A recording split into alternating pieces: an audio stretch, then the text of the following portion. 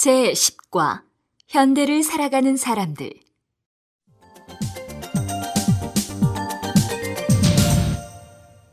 1. 아름다운 세상을 여는 사람. 어렸을 때부터 변호사가 꿈이었습니까? 우리 부모님은 저에게 철도 고등학교를 가라고 하셨습니다.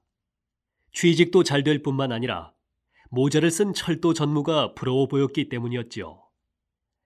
그러나 시골에서는 조금만 공부를 잘하면 판검사하라고 주변에서 권했습니다.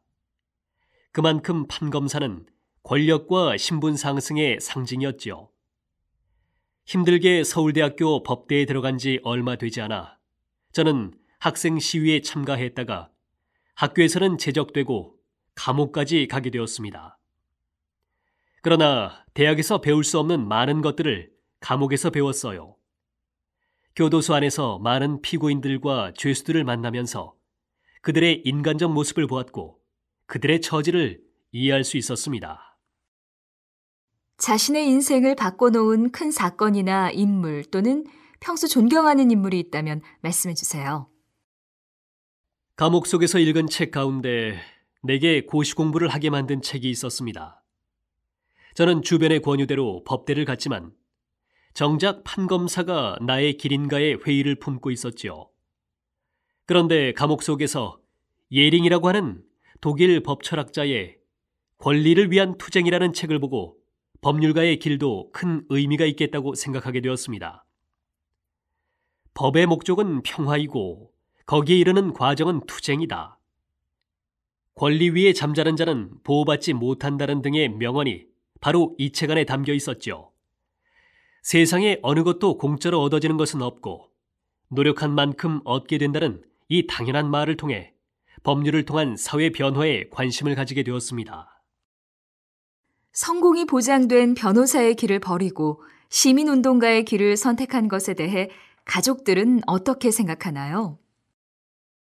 수입 좋은 변호사 일을 완전히 그만두니 집안 형편이 어려워져 아이들과 아내의 불만이 커졌습니다. 그러나 저는 옳은 일을 하고 좋은 일에 힘쓰다 보면 모든 것이 잘 된다는 신념을 갖고 있습니다. 아내는 제가 돈을 벌어오지 못하니까 직업을 가져야 했습니다. 그 과정에서 뒤늦게 새로운 공부를 시작했고 결국 실내 장식 디자이너가 되었습니다. 아내는 조금 힘들기는 하지만 새로운 자기 세계를 가지게 된 것에 대해 행복해합니다. 아이들도 점차 나이가 들면서 아빠의 일을 이해하게 되었고 왜 아빠가 가난하게 되었는지, 사회를 위해 어떤 일을 하고 있는지를 알게 되었습니다.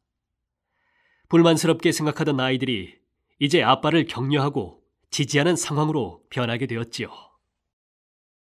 대다수의 사람들은 돈과 권력이 행복의 필수적인 조건이라고 생각합니다. 그런데 선생님은 시민의 권리 찾기 등 돈이나 권력과는 무관해 보이는 일에 힘쓰고 계십니다. 선생님이 생각하시는 아름답고 행복한 삶의 조건은 무엇인지요? 사람은 돈이나 권력만으로 사는 것이 아닙니다. 오히려 보람으로 살지요. 때로는 돈이 없어 고통당하는 일도 있지만 그건 큰 문제가 안 됩니다. 저는 지금 행복합니다. 제가 조금 고생을 하더라도 어려운 입장에 있는 사람들을 돕는 기쁨은 그 무엇과도 비교할 수 없습니다. 여러 사람들이 힘을 합쳐 새로운 법안을 만들어내고 사회 변화를 이루어냈을 때 그 기쁨은 다른 사람이 이해하기 어렵지요. 좋은 세상을 위해 헌신하는 젊은이들과 함께 일하는 것도 또 다른 행복이랍니다. 자기 진로를 찾고 있는 학생들에게 해주실 이야기가 있다면 말씀해 주십시오. 세상에는 많은 길들이 있습니다. 고속도로 같이 많은 사람들이 다니는 길도 있고 사람들이 별로 가보지 않은 오솔길도 있죠. 나는 여러분이 고속도로보다는 오솔길을 걸었으면 합니다. 편한 길은 안전하지만 실증 날 수 있으니까요. 오솔길은 위험도 있겠지만 그보다 더 큰 보람을 느낄 수 있는 길입니다. 젊은 시절에는 이런 험난한 길을 선택하여 인생의 경험을 쌓고 모험을 즐겨 해야 한다고 믿습니다. 그 길이 인생에 훨씬 큰 의미와 보람을 가져다 줄 것이기 때문입니다.